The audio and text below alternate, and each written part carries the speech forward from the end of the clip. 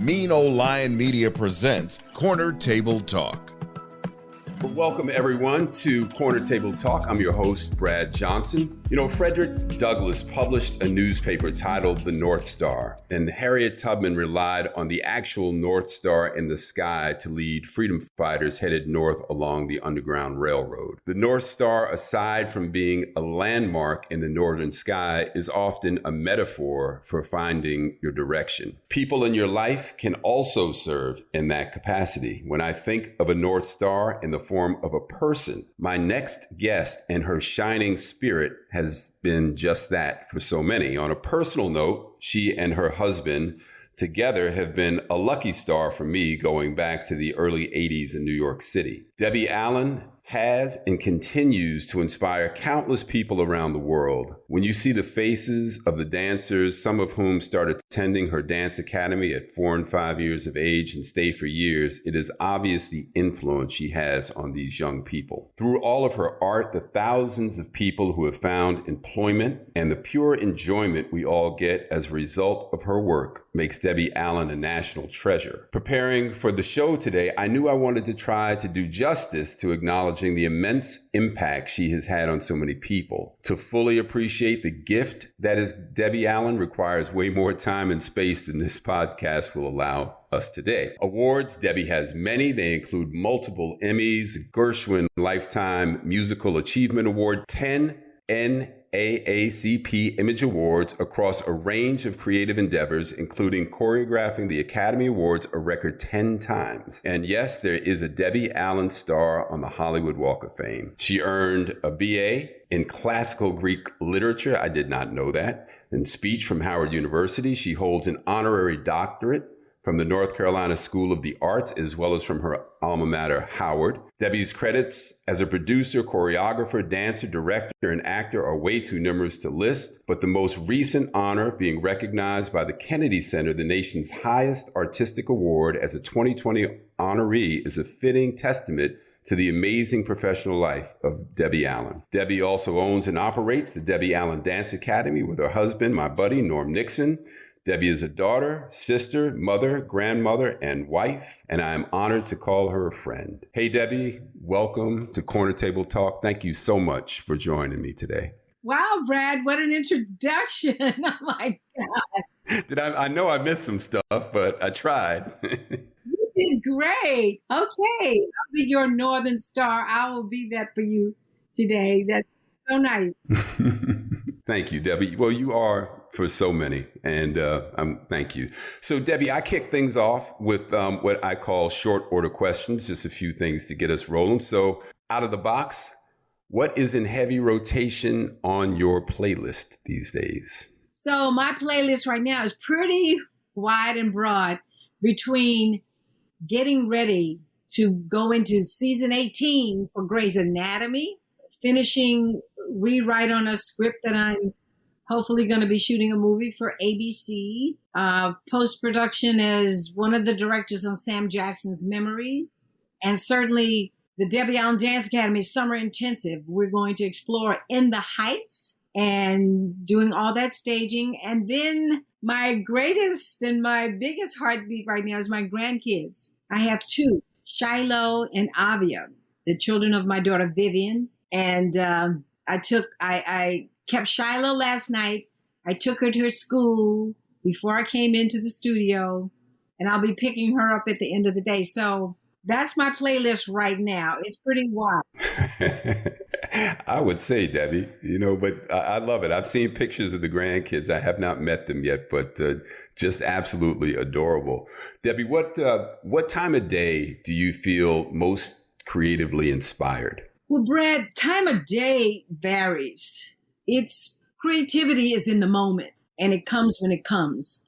I'm just also getting ready to start writing my autobiography. I started working on it. And there are some things that might trigger me right in the very beginning of the day, in the early mornings. But then it might trigger me after a conversation with someone that reminds me of something that's important.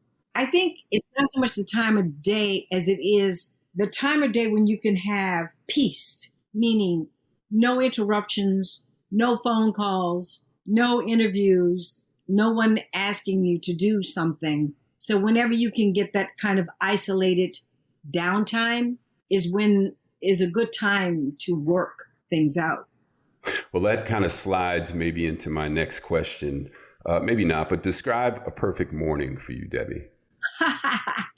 Well, when you say perfect morning, what I want it to be or what it is? And it's a family show. Okay, what it is my daily, I wake up and I look over and I see my husband. He's always up a little bit early on his way to the track, and we hug and snuggle and talk about the day. And then I make up the bed, and then I go to my computer, or I'm getting Shiloh dressed. I see my mom, 97. We have morning chat, and then I go to work. Depending on what I'm doing that day. I might be choreographing Tyler Perry's Jazz Man. I might be writing on my book that I hope to come out with in about a year. I might be in a think tank on data. I'm probably in the car on my way to data, which is where I am now. I will spend the day here and I will do various things, a podcast with you, an interview with Forbes magazine, teaching a class, working on the study guide. I make the kids take a test. And at the end of the day, I'm going to have dinner with Lee Daniels and we'll ha-ha and hee-hee, and then I'll go home. A day in the life of Debbie Allen. That's a show in and of itself. So Debbie, tell me the traits that you value most in a friend. Oh, what I value is I think unconditional love with real friends. Because there are times when things could be good, times could be bad. I really like discretion, and that you could share something with someone and it stays private with them, that they don't share your secrets. Someone you can trust. So trust, and just trust and understanding. That might lead you to a lot of things. I mean, a person that I loved a lot recently died, Paul Mooney. And our relationship was based on straight up honesty, laughter, and, a contest of truths. We didn't always see things the same way. We'd argue a bit, but I loved his mind. My very best friend in life is my sister, Felicia Rashad. I can trust her with my most intimate secrets. She with mine with her. And we have a lot of the same things in common, raising our children at a time of uncertainty, a time of, great opportunity. And we both have, at this point in our lives, a plate that is so full. She just took on being the dean of the School of Fine Arts at Howard University. Huge undertaking, huge trust and understanding. Okay. Yeah, I can appreciate that, especially discretion, I think. And when someone like yourself who lives such a public life, when you do get a chance to spend that intimate time, you want to know that those intimate conversations will remain just that. Tell me, Debbie, your fondest childhood memory around food. Anything come to mind? Around food would have to be in Louisiana, where we had the family farm, my Aunt Fanny, my Uncle Ferdy. And Aunt Fanny would wring that chicken's neck, pluck it in the pot. It was so sweet and tender. She made the best succotash. She made the best corn pone and handmade ice cream. So the food in Louisiana is something that I delight in from childhood. Is that where you pick up some of your skills from? Because Norm always talks, he says, my wife can throw down. Yes. I can make the gumbo. But we don't have everything here. We don't have crawfish here in California. You got to have them fresh to make some of the things like crawfish etouffee. But I can make a lot of really good food and fried oysters, those po' boy sandwiches. I can make all of that. And I make really good drinks too. My Aunt Fanny, there wasn't any drinking going on. It was always lemonade. But yeah. That's why all of you always look so young. Your skin, you and your sister, your mom, your skin is just beautiful. All right, last one of these, because I have a bunch of things I want to get to, Debbie. Who, past or present, would you most like to host at an intimate dinner party? Wow. An intimate dinner party. who I want to talk to. Well, I think I would pick somebody that I hadn't talked to or that I want to get more from. I would say I would pick Lena Horne. Lena Horne and I were friends. She would come to all of my shows. I would come to see her. She called me her bad girl. But I never spent as much time with her as I really wanted to. And her stories were immense. So I'd say Lena Horne. Yeah, that would be a wonderful fly to be on the wall of that conversation would be fantastic. So, Debbie, I want to move into the conversation here, and both of your parents were highly accomplished. Your dad, Andrew Allen, was an orthodontist, and your mom, Vivian, a Pulitzer Prize nominated artist, poet, playwright, scholar, and publisher. So the stock that you come from certainly is formidable. You recently sent me a picture of you and your mom, who's turning, as you mentioned, is she turning 98 soon?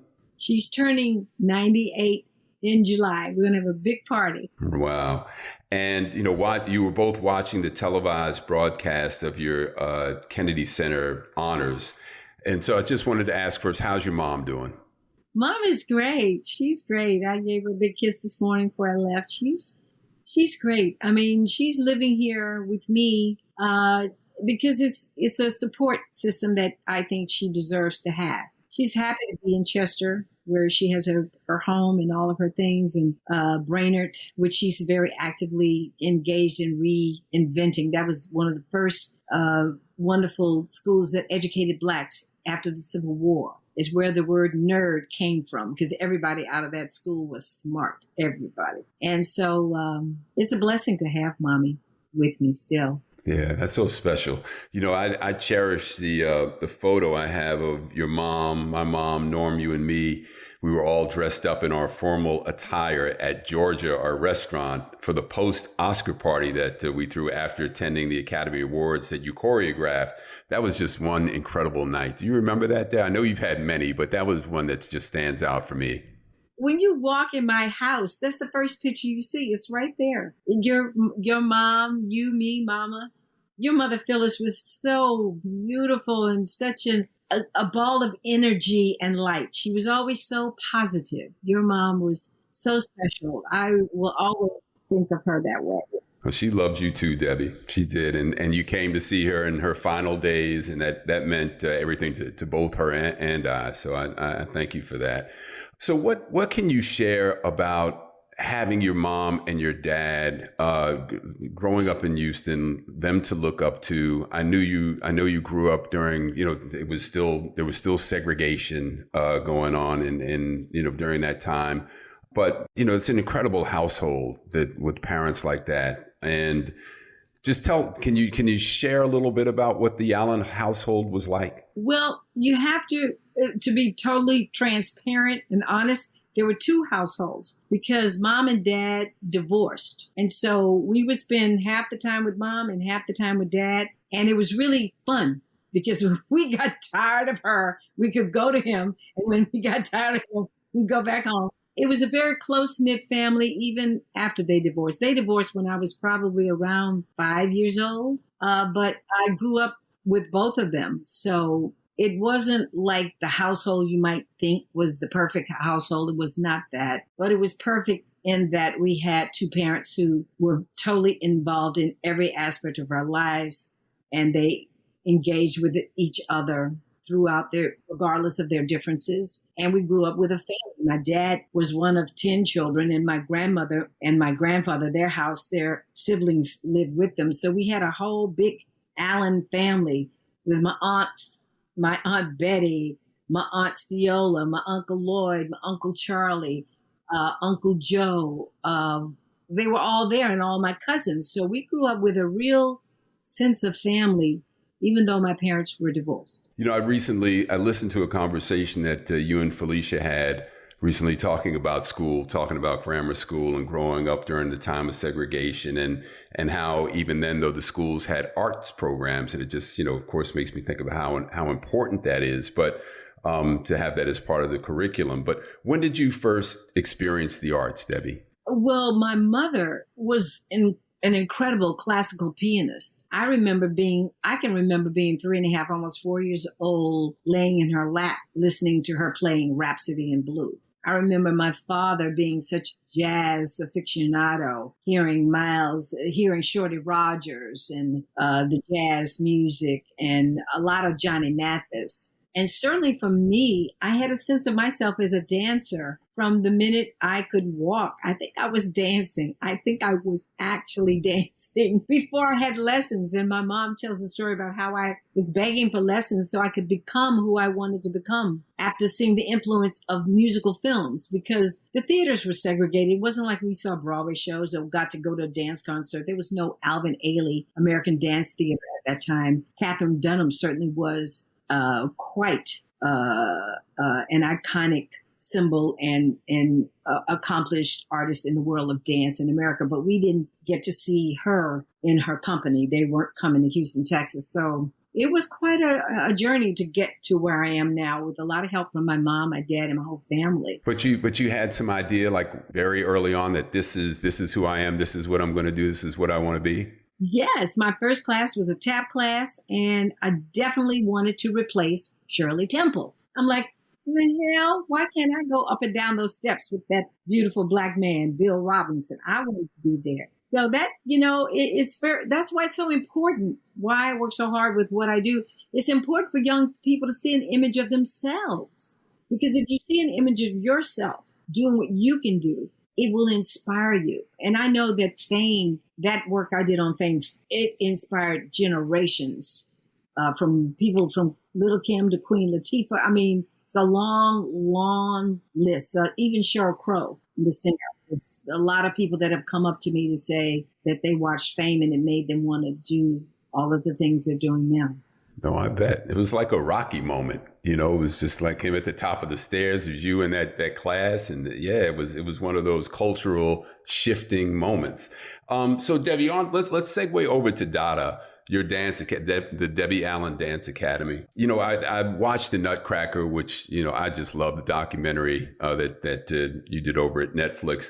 So what age did the young folks start there? What's the youngest dancer that you have at Dada? Well, Brad, I made a kind of a pattern of saying 4-year-olds to 7-year-olds, early birds. And I looked up one day and I said, Vivian, my daughter who was teaching the class, I said, is that baby in a diaper? Are you, what is going on here? We had a 2.5-year-old. I said, Vivian, she said, Mom, but she's better than some of these 4 and 5-year-olds. And I watched her. I'm like, okay, I'm going to pretend I don't see her. So we then started a new class, the pre-early birds, so we can have the 2.5-year-olds come. So we actually have 2.5 and 3-year-olds starting dance with us. And after COVID, during COVID, we kept classes going, but now we're going to be back in the studio. So we hope that parents will come and bring their kids to us. We feel very safe. We haven't had one incident of COVID in all this time. We've been very good. I mentioned, you and Norm as my lucky star, and I've followed you guys, and we've been, in business together through the years. But certainly when I considered, opening up Post and Beam, the fact that you and Norm were, right across the parking lot, I knew that was where I was supposed to be. And, I just remember the first few nights walking out at night or I'd walk over to Dada and, see the little ballerinas or hear the African drums, and, the moms would come over, and there were folks from all over the world that, were coming to bring their kids there. But, the Dance Academy, Debbie, it's so much more than just a dance academy. I mean, I watch how you are with these young ladies and young men, and you're teaching them about life. You're dropping like life lesson knowledge on them constantly. You are serious. You work, when you work, you work. So how is that environment for you? It just looks like, like a special place to be. It's loaded with beautiful young faces that just look at you in awe, and they love you, but they know that they better listen when Miss Allen says you got to be on time. It's a blessing to do this work, Brad. I have to tell you, it's a whole new purpose in life for me. We're 20. We celebrated 20 years in last November, in the middle of COVID, in a parking lot show at the Rose Bowl. But I feel that in my heart, I'm still one of those kids and I'm still looking for that opportunity. How am I going to get to class? Who's going to help me get to where I'm trying to go? And so for me, every day that I'm here, living and breathing and can go in that studio or bring the masters to these young people, I am helping my world be a better place. Because when you train in the arts, you're not only just doing something wonderful, but you're finding your own voice and creativity, and you're emulating the beauty and also, addressing the conflicts in the world. So your whole, you're a human being that is being developed 360 degrees and then some. So for me, I feel, I just get so excited and emotional for all of my students when they are accomplishing, when they go from, all of a sudden being able to do a turn or being able to really command a time step. Or when I see them after I've trained them for years starring in their own show on Netflix, Kylie Jefferson, or becoming this incredible actress. It's Taylor Page, or there's so many young people that I've watched. They've been in Hamilton, they've been in Wicked, they've been in The Heights. They're everywhere. And so I feel like I am a breeding ground for innovation and possibility. That's what we do here. Yes, you are, Debbie. I recently watched the documentary, Mary J. Blige, her life story. It's really good. I don't know if you've seen it yet, but I think you would enjoy it. But, she talks about, she did not smile. She said her entire teenage, all throughout being a teenager, she didn't smile. And there were pictures of her showing her not smiling. And when I watching the Nutcracker and seeing those little faces that, in dress rehearsal or in hair and makeup or you walking up to one of the dancers and saying, you are beautiful, you're reinforcing something, and I just see the way that they respond to you. And I think of, how many gems get lost when they don't have the arts, or there's not a Debbie Allen to inspire them. And it just, the work that you do, Debbie, is just so amazing. And I just wanted to, to acknowledge that. And you have some incredible people that back you and are that are involved at the Dance Academy. Some really big names, the Annenbergs, the Washingtons, but also some pillars of our community like Lloyd and Sally Gregg and Lem Daniels. I mean, you've attracted such an array of people, Debbie, throughout all of your endeavors. Yeah, I mean, I'm grateful for the support.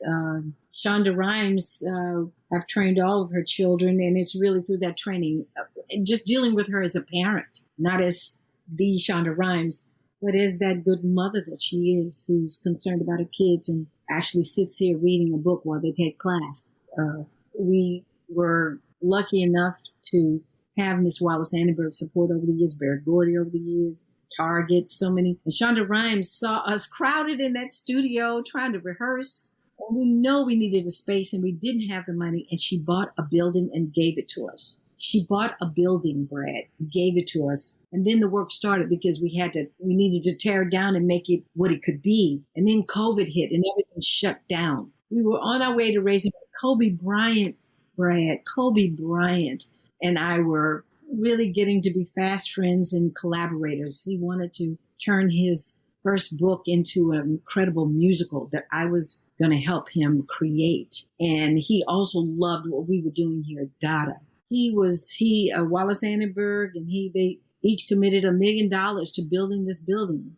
And then we lost COVID and, the world just shifted with COVID. My husband, Norman Nixon, has been so great with his understanding of business, and between us and all the people that we have been able to continue to draw support. We just recently got a grant from the state, California, and the millions of dollars to help us build this building. This just happened, Brad, yesterday. Just happened yesterday. And so now we can focus our effort on our fundraising for the programming. It's one thing to build a building, but the programming has to happen, because we're a nonprofit. I remember when I opened the school and somebody said, Debbie, why are you nonprofit? You could make a lot of money. I said, I didn't do this to make money.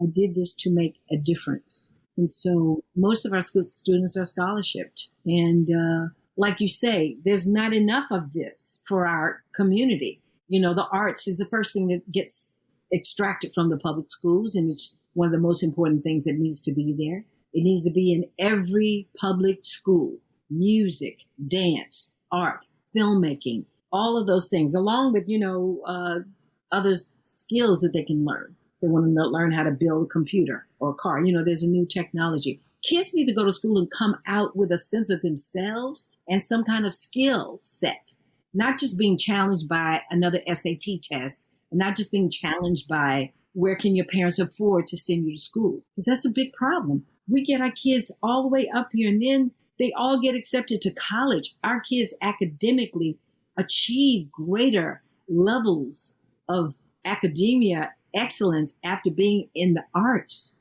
But how do they get to college? Who's going to pay for that? We just have a long way to go. And one step, big step that we just took with, my God, California, the state of California, there's still more big steps to take, because we got to take them all the way to the finish line. We have to create an opportunity and the possibility for these kids to get all the way across, not just all the way up and then slide back down the hill. No, we got to get them all the way.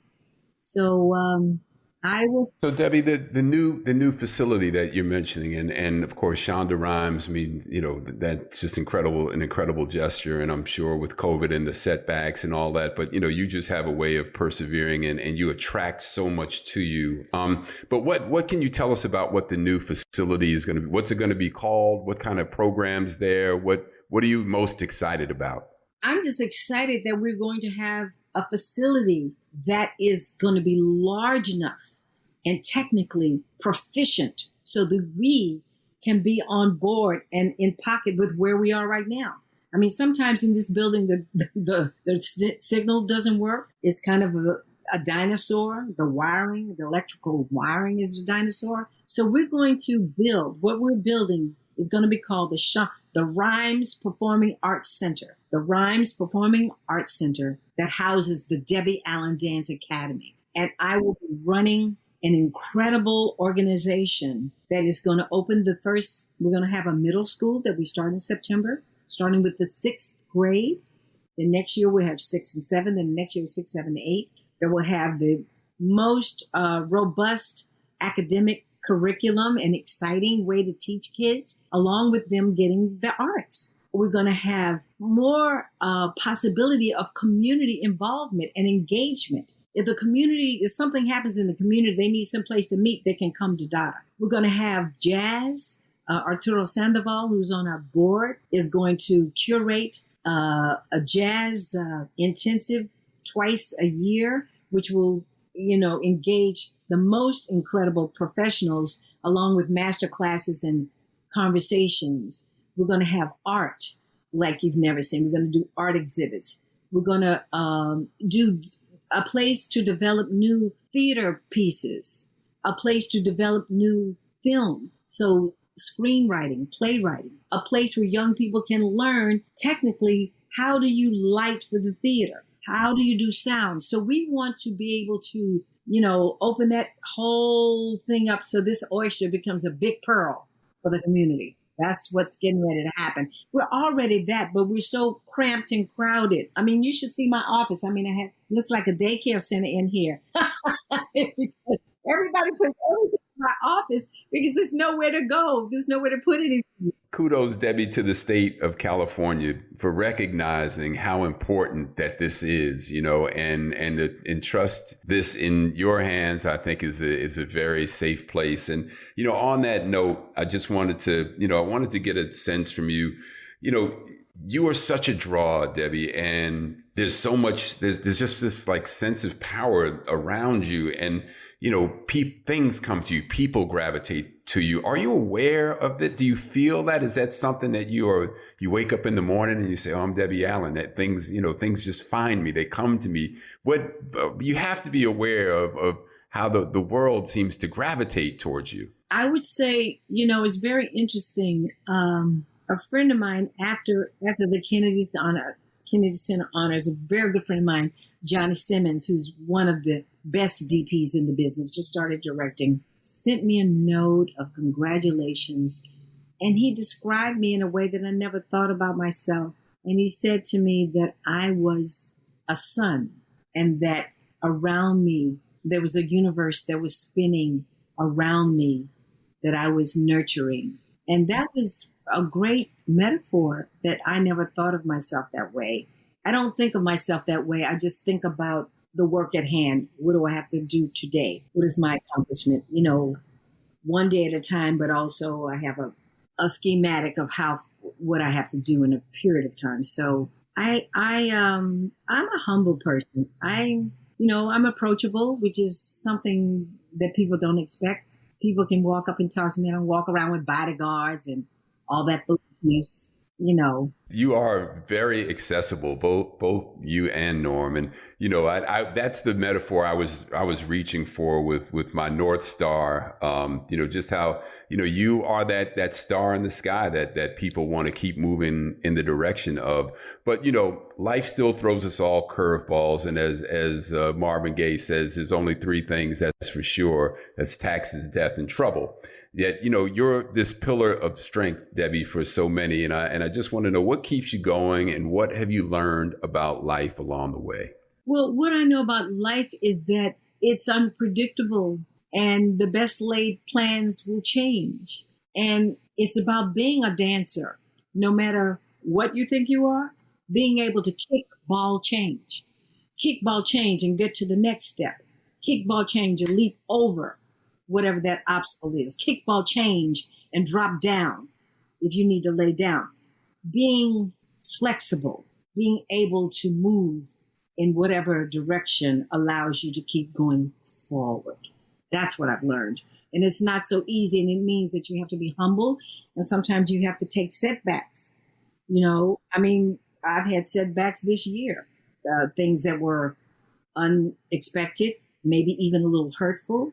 But what do? You have to pull up and keep plowing. You got to keep your hands on the plow. That's what John Hope Franklin taught me. He was the great historian, incredible man. He was one of our advisors on Amistad, and we remained friends until his passing. But he taught me that phrase, Miss Little One, you got to keep your hands on the plow. That means you got to be ready to work. It's not just going to come to you. So. Yeah, I love the dancing analogy too, you know, and being just knowing that you got to keep taking that step. You got to twirl. Sometimes you got to spin. You got to take a step back, but you're going to keep that motion. So, Debbie, I know we're getting close here on time. I want to mention a few names here and just get your thoughts. Jean Anthony Ray.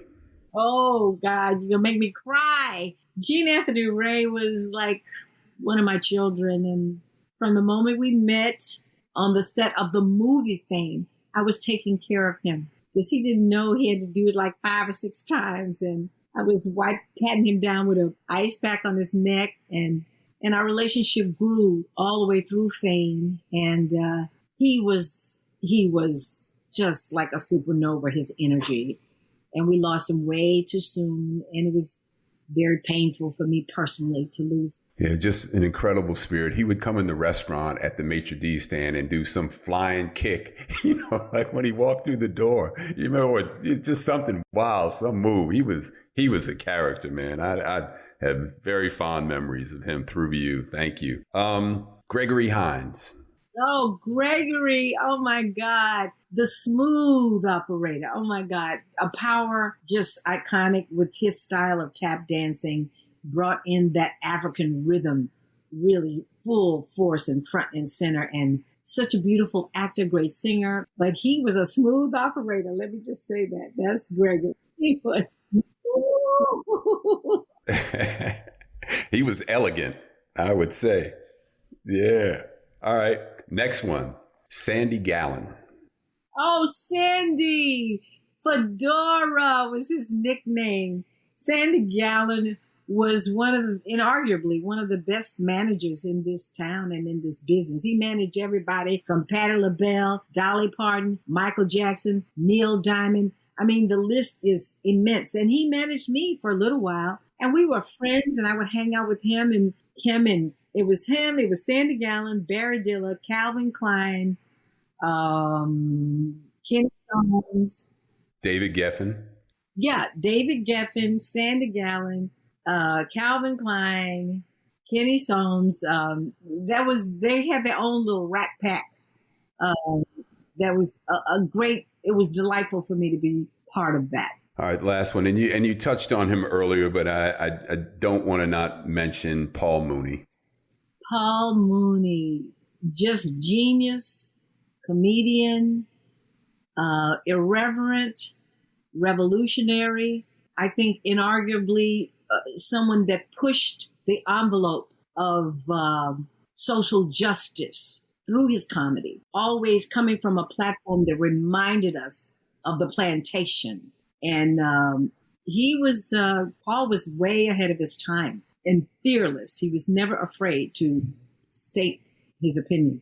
That was really the word that came to mind for me. And I think when you are as fearless as someone like Paul, there's risk in that, right? And he bore that risk, but he never backed down from it. That's for sure. All right, Debbie. So, a few of us, close friends, your husband, Norm included, half-kiddingly refer to this time in our lives as the fourth quarter. Though we're all doing everything that we can to enhance the possibility and good luck of longevity.